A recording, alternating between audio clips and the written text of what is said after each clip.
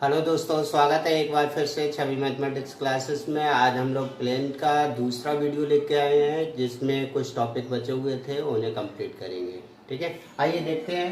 पहला टॉपिक है हमारा, एक दिए गए समतल के समांतर समतल का समीकरण। अगर हमारे पास कोई भी एक समतल है, उसके समांतर समतल का समीकरण क्या होता है, उसको कैसे ज्ञात करते हैं देख लेते हैं। ठीक है, समतल ax plus B Y plus C z plus d equal to 0 के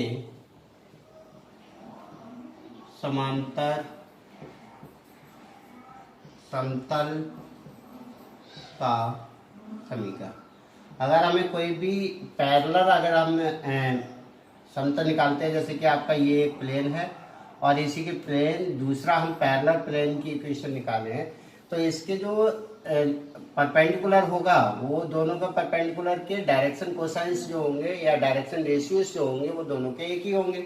यानी कि ए बी सी और एक्स वाई जेड तो वही रहेंगे, लेकिन इसका जो कांस्टेंट डी है वो कैसा हो जाएगा, चेंज हो जाएगा। तो यहाँ पर आपका क्या आ जाएगा, ए एक्स प्लस का बी वाई प्लस सी जेड और प्लस का डी की जगह पे कितना हो जाएगा, के इक्वल टू 0 है। ठीक है, तो यानी कि हमारे एक समतल के समांतर समतल का समीकरण कितना हो जाएगा, ये वाला हो जाएगा। ठीक है, अगला टॉपिक है हमारा, किसी बिंदु से समतल की लंब दूरी। अगर हम लोगों ने सीखा था कि अगर हमारे पास कोई भी एक पॉइंट है और इस पॉइंट की समतल से परपेंडिकुलर डिस्टेंस क्या होगी, ये वाली डिस्टेंस क्या होगी, इसको हम कैसे फाइंड आउट करते हैं। ठीक है, यदि बिंदु x1 y1 z1 या px1 y1 z1 है, तब बिंदु P से समतल ax plus by plus cz और प्लस d इक्वल्स टू 0 की लंब दूरी जो होगी, अगर इसको हम स्मॉल डी कह देते, इसको अगर हम अगर ये पॉइंट कोई भी ले लेते हैं दूसरा और इसको डिस्टेंस को हम कुछ और नाम दे देते हैं, यहाँ पर ये कह दो कैपिटल डी और डिस्टेंस को हम कह दे रहे हैं स्मॉल डी। ठीक है, तो लंब दूरी जो होगी वो हमारे इस पॉइंट के कोऑर्डिनेट यानी कि ax1 प्लस का by1 और प्लस c z1 और प्लस d अपॉन में अंडर रूट ए स्क्वायर प्लस का बी स्क्वायर प्लस सी स्क्वायर का मॉड। ठीक है, कि अगर हमारे पास कोई भी एक पॉइंट दे रखा है और उस पॉइंट से हमें किसी भी समतल पर पूरा डिस्टेंस निकालनी हो तो इस तरह से हम लोग ज्ञात कर सकते हैं। ठीक है, अगर यही डिस्टेंस हमें किसी भी ओरिजिन से, ठीक है, मूल बिंदु से लंब दूरी, मूल बिंदु से लंब दूरी जो होगी, अब यहाँ पर ये कोऑर्डिनेट 0 हो जाएगा, ये भी 0 हो जाएगा, ये भी 0 हो जाएगा, कितना बचेगा, केवल डी बचेगा। इसको कैपिटल डी कहा है मैंने, तो यहाँ पर ये हो जाएगा d equals to capital d upon under root A square plus का बी स्क्वायर प्लस सी स्क्वायर। या आप ऐसा कर सकते हो, लंब दूरी को कितना स्मॉल पी मान सकते हो, तो पी इक्वल्स टू दिस या पी इक्वल्स टू दिस, ये हमारी मूल बिंदु से क्या होगी, लंब दूरी होगी। ठीक है, आई होप ये दोनों बातें आपको समझ में आ गई होंगी। अब हम अगला टॉपिक देखते हैं इसी का, समतल का लंब रूपी समीकरण। समतल का लंब रूपी समीकरण, अगर कोई परपेंडिकुलर है तो उसका समीकरण क्या होगा। ठीक है, तो अगर हमारा कोई भी एक समतल है, समतल ax plus B Y plus सी जेड और प्लस डी बराबर 0 है। अब हम क्या करते हैं, इसके ax प्लस बी वाई को इधर ले जाते हैं, डी को इधर रखते हैं, तो ये हो जाएगा माइनस का ax माइनस का बी वाई और माइनस का सी जेड इक्वल टू कितना हो जाएगा, डी। ऐसे कर सकते हैं। अब हम दोनों तरफ क्या कर सकते हैं, अंडर रूट माइनस का a upon under root A square plus B square plus C square से डिवाइड कर देते हैं, माइनस का B Y upon under root ए square plus B square plus सी स्क्वायर से डिवाइड यहाँ भी कर दिया, और माइनस का C Z upon under root ए square plus B square plus सी स्क्वायर से इधर भी डिवाइड कर दिया और डी अपॉन ये हो गया अंडर रूट ए square plus B square plus सी स्क्वायर। ठीक है, इस तरह से हम इसको कर सकते हैं। तो अब हम लोग जानते हैं कि अगर आपका A upon under root this, B upon under root this, C upon under root this किसके बराबर होता है, एलिमेंट के बराबर होता है। तो मैं इसको कह सकता हूँ एल एक्स प्लस का एम बाई और प्लस का एन जेड। और ये चीज अभी हम लोग सीखे थे कि ये क्या थी, हमारी मूल बिंदु से किसी समतल पर लंब दूरी थी। तो अगर मैं इसको स्मॉल पी कह देता हूँ तो l x plus m y plus n z किसके बराबर होगा, स्मॉल पी के बराबर होगा। तो लंब रूपी समतल का लंब रूपी, अतः समतल का यहां से कह सकते हैं लंब रूपी समीकरण जो होगा समतल का, यह क्या है आपका, यही समतल का लंब रूपी समीकरण है। लंब रूपी समीकरण है जहां एल एम एन क्या है, उस नॉर्मल के डायरेक्शन कोसाइन है। ये आपको बहुत अच्छे से पता है। अब हम बात करते हैं अगले टॉपिक की, समतल का अंतःखंड रूपी समीकरण। समतल का अंतःखंड रूपी समीकरण। ठीक है, जैसे कि एक चित्र बना लेते हैं, अच्छा समझ में आ जाएगा। ये हमारी एक्स एक्सिस है, वाई एक्सिस है और ये जेड एक्सिस है।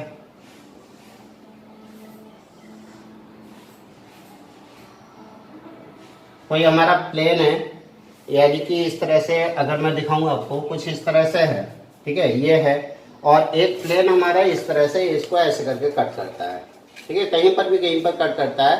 तो एक्स एक्सिस, वाई एक्सिस और जेड एक्सिस को जहां पर ये कट करता है, ठीक है, ये x axis, y axis, z axis को कट करता है, वो हम डिस्टेंस को मान लेते हैं। ठीक है,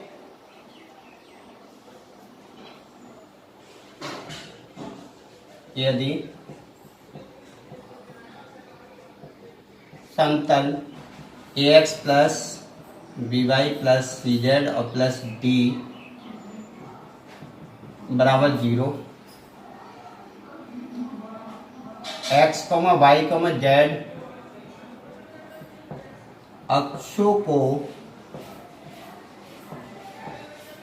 क्रमशः small A small B small C दूरी पर काटता है। अब मैंने मान लिया कि अगर ये ए दूरी पर काट रहा है, ये बी दूरी पर काट रहा है, ये सी दूरी पर काट रहा है, तो ये हो जाएगा ए कॉमा 0 कॉमा 0 और ये हो जाएगा 0 कॉमा बी कॉमा 0 और ये हो जाएगा 0 कॉमा 0 कॉमा सी। ठीक है, तो इस तरह से हम लोग कह सकते हैं। तो अब अगर ये इतनी दूरी पर काटता है तो ये इसी समतल पर स्थित होंगे। अब इसको कह देते हैं ए बी सी। तब यह तीनों बिंदु ए कॉमा बी कॉमा सी इसी समतल पर स्थित होंगे, इसी समतल पर स्थित होंगे। अतः इसको दे देते हैं एक, समीकरण 1 से कह सकते हैं इससे संतुष्ट करेंगे। अगर यहाँ पर ये वैल्यू रखते हैं तो हमारा हो जाएगा A small A plus 0 plus D equals to 0। ठीक है, तो कैपिटल ए इक्वल्स टू कितना हो जाएगा, माइनस का डी अपॉन ए। ठीक है, इसी प्रकार बी बराबर कह सकते हैं माइनस का डी अपॉन बी एंड सी बराबर कह सकते हैं माइनस का डी अपॉन सी। तब समीकरण 1 से, ठीक है, ये कितना हो जाएगा एक्स, यहाँ पर वैल्यू रखेंगे तो ये हो जाएगा माइनस का डी, हर जगह कॉमन आ जाएगा, माइनस का डी हर जगह से कॉमन ले लेंगे तो एक्स अपॉन ए प्लस का वाई अपॉन बी प्लस का जेड अपॉन सी, और यहाँ पर प्लस का डी है तो माइनस का 1 इक्वल्स टू कितना हो जाएगा 0। दिस इम्प्लाइज दिस, डी को जीरो में भेज देते हैं तो ये हो जाएगा एक्स अपॉन ए प्लस का y upon b plus z upon c equal to 1। ठीक है, ये क्या है हमारा अंतःखंड रूपी समीकरण है, अंतःखंड रूपी समीकरण जो कि हमें ये बताता है कि एक्स अक्ष पे कितना अंतःखंड ए और वाई पे बी और जेड पे सी। ठीक है, ये है एक्स वाई जेड अक्षों पर क्रमशः ए बी सी अंतःखंड काटता है, अंतःखंड काटता है। ठीक है, ये हमारा अंतःखंड रूपी समीकरण हो जाएगा। अगर अंतःखंड रूपी समीकरण से हमसे पूछा जाता है तो इस तरह से हम लोग ज्ञात कर सकते हैं। ठीक है, दो दिए गए समतलों के बीच का कोण। ठीक है, दो दिए गए समतलों के बीच का कोण हमारा टॉपिक है। तो मैं बना लेता हूं कि हमारे पास ये दो समतल हैं, इस तरह से बना लेते हैं थोड़ा सा के। इनके अगर हम इस समतल का नॉर्मल देखेंगे तो कुछ इस तरह से होगा और इस समतल का नॉर्मल देखेंगे तो कुछ इस तरह से होगा, जो कि किसी भी एक पॉइंट पर जाके मिल रहे होंगे और इसको एम कह देते हैं और इसको एन कह देते हैं। तो पीएम और पीएम दोनों समतलों पर क्या है, लंब है। ठीक है, तो हम यहाँ पर ये कह सकते हैं समतलों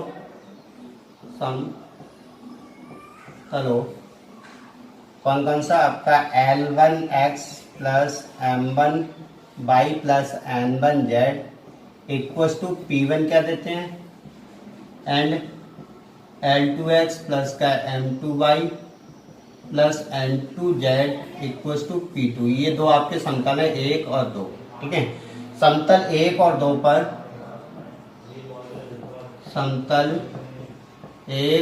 2 पर PM एंड PN लंब हैं जिनकी दिक्कोजाएं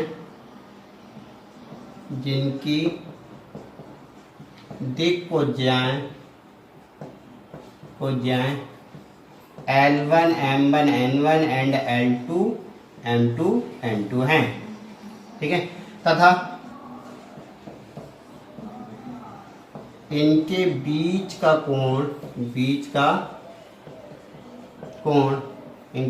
कोण थीटा है, तब cos theta equal to L1 L2 plus का M1 M2 प्लस का N1 N2। इस तरह से हम लोग क्या कर सकते हैं, इन दोनों समतलों के बीच का कोण निकाल सकते हैं। ठीक है, ये तो जब होगा जब आपका ये समतल जो होंगे वो आपके कैसे दे रखे हों, डायरेक्शन कोसाइंस के रूप में दे रखे हों। अगर डायरेक्शन रेशियोज के रूप में हमारे समतल दे रखे होंगे।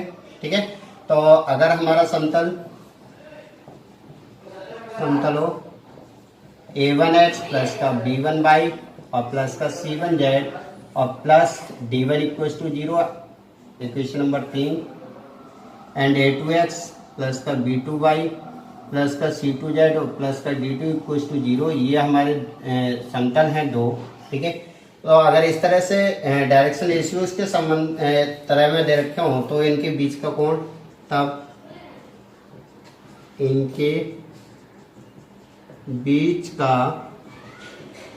कोण कितना हो जाएगा आपका, cos थीटा इक्वल टू हमारा कितना हो जाएगा A1 A2 plus B1 B2 plus C1 C2 upon में under root A1 square plus B1 square plus C1 square and under root A2 square plus का B2 स्क्वायर प्लस का C2 square. इस तरह से हम लोग इसको निकाल सकते हैं कि जब हमारे डायरेक्शन रेशियोज के रूप में दे रखे होंगे तब हमारा ये होगा, और डायरेक्शन कोसाइंस के रूप में समतल की इक्वेशंस दे रखी होंगी तब हमारा ये हो जाएगा। ठीक है, अब हम इसका देखते हैं कि अगर दोनों समतल एक दूसरे के समांतर होंगे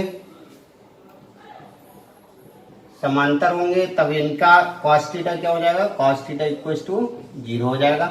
ठीक है, यानी कि हम कह सकते हैं ये होगा L1 L2 प्लस का M1 M2 plus N1 N2 equal to, sorry ये समांतर नहीं, ये लंब होने का होगा, लंब होंगे, दोनों समतल एक दूसरे पे लंब होंगे, तो उसका कंडीशन जो होगी वो ये होगी। और समांतर होंगे तब समांतर होने की L1 अपॉन L2 प्लस का equal to M1 upon M2 equal to N1 upon N2। ठीक है, यानी कि जब परपेंडिकुलर होंगे तो ये कंडीशन, यानी कि इन दोनों के बीच का कोण कितना होगा, 90 डिग्री हो जाएगा।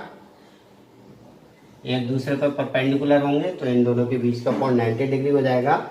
और ये इसके बराबर हो जाएगा। पैरेलल होंगे तो जो डायरेक्शन कोसाइंस पहली वाली लाइन के होंगे वही दूसरी वाली के, यानी कि इनके रेशियो हमेशा कैसे होंगे, बराबर होंगे। ठीक है, इसी प्रकार से अगर डायरेक्शन रेशियोज के टाइप में होंगे तो A1 A2 plus B1 B2 ये किसका लंब का हो जाएगा, और समांतर का A1 upon A2 plus B1 upon में B1 equal to B1 upon B2 equal to C1 upon C2। इस तरह से हम लोग बता सकते हैं। ठीक है,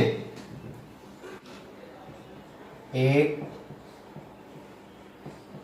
समतल तथा एक रेखा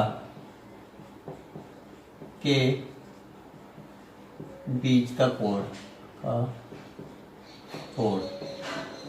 अगर एक समतल दे रखा हो और एक रेखा दे रखी हो तो इनके बीच का कोण क्या होगा। अगर जैसे मान लीजिए कि ये हमारा क्या है, एक समतल है।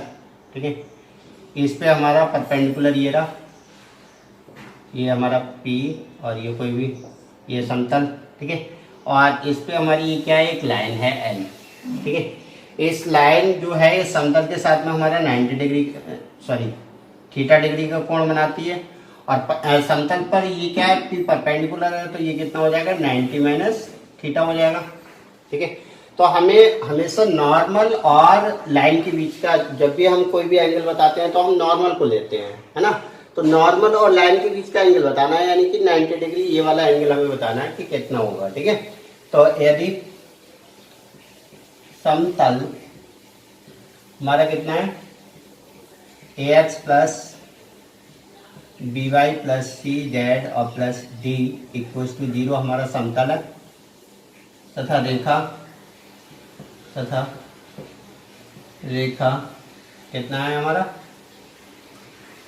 रेखा है हमारा x minus x1 upon a equal to y minus y1 upon b equal to z minus z1 upon c। ये हमारी कोई भी क्या है, एक लाइन है। ठीक है, तो इन दोनों के बीच का जो कोण होगा, बीच का कोण जो होगा वो हमारा दिया जाएगा cos 90 माइनस थीटा यानी कि साइन थीटा इक्वल टू हो जाएगा हमारा, यहाँ पर लिख दे रहा हूँ साइन थीटा इक्वल टू हो जाएगा हमारा ए प्लस का बी और प्लस का सी अपॉन में under root A square plus B square plus C square and under root capital A square plus का capital B square plus capital C square. ठीक है, तो अगर एक रेखा और एक समतल के बीच का कोण निकालना हो तो इस वाले फार्मूले की सहायता से हम लोग निकाल सकते हैं। समतलों के छेद रेखा से जाने वाले समतलों का समीकरण। ठीक है, यानी कि दो समतल है जहां एक दूसरे को प्रतिच्छेद करते हैं। जैसे मान लिया कि ये दो समतल है हमारे। ठीक है, ये एक लाइन द्वारा यहाँ पर प्रतिच्छेद हो रहे हैं। यहाँ से ऊपर जाने वाले समतल का समीकरण जो होगा वो क्या होगा, इस चीज को देखते हैं। ठीक है, समतल हमारा है A X plus B Y plus C Z और प्लस D1 इक्वल टू 0। दूसरा समतल है हमारा A X plus B Y plus C Z, पहला समतल है हमारा A1x B1y plus C1z plus D1 equal to 0, A2x plus B2y plus C2z और प्लस D2 इक्वल टू 0। ये दोनों समतल है। तो इन दोनों के प्रतिच्छेदन रेखा से समतल 1 एंड 2 के प्रतिच्छेदन रेखा से जाने वाले समतल का समीकरण जो होगा वो हमारा हो जाएगा a1x प्लस का b1y plus c1z plus d1 और प्लस लैम्डा से मल्टीप्लाई कर देते हैं a2x b2y प्लस c2z और प्लस का d2 इक्वल्स टू 0 इससे ज्ञात किया जाता है। ठीक है, दो समतलों के प्रतिच्छेदन रेखा से जाने वाले समतल का समीकरण जो होगा वो हमारा ये होगा। ठीक है, दो समांतर समतलों के बीच की दूरी। अगला टॉपिक है हमारा दो समांतर समतलों के बीच की दूरी। अगर हमारे पास दो समांतर समतल हैं तो उनके बीच की क्या दूरी होगी, इसको हम कैसे बताते हैं। ठीक है, अगर दोनों एक दूसरे के समांतर हैं, ये दो समतल हैं एक दूसरे के पैरेलल हैं, तो इनके जो नॉर्मल के डायरेक्शन रेशियोज होंगे वो दोनों के एक ही होंगे क्योंकि पैरेलल हैं। तो जाहिर सी बात है कि समतल हमारे हो जाएंगे समतल ax प्लस का by प्लस cz और प्लस d1 इक्वल्स टू 0 पहला समतल है। दूसरा ax प्लस का by प्लस का cz दो समांतर समतल, ऐसा कर लो, दो समांतर समतल। ठीक है, और प्लस cz और प्लस का d2 इक्वल्स टू 0, ये इक्वेशन नंबर 2 है। ठीक है, बीच की दूरी समतल